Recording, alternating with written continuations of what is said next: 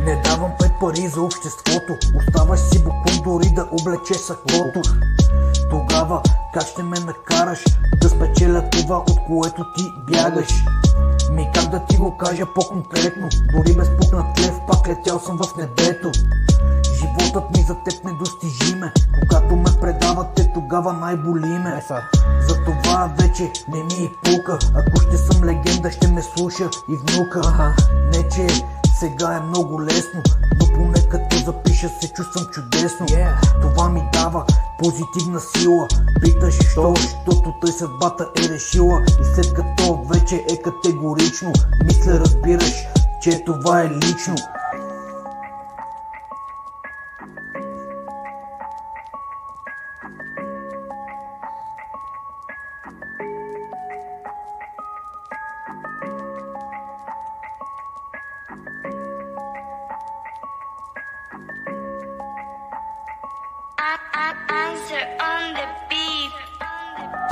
Когато правя песен е сериозно, да спра ли да се занимавам не е възможно.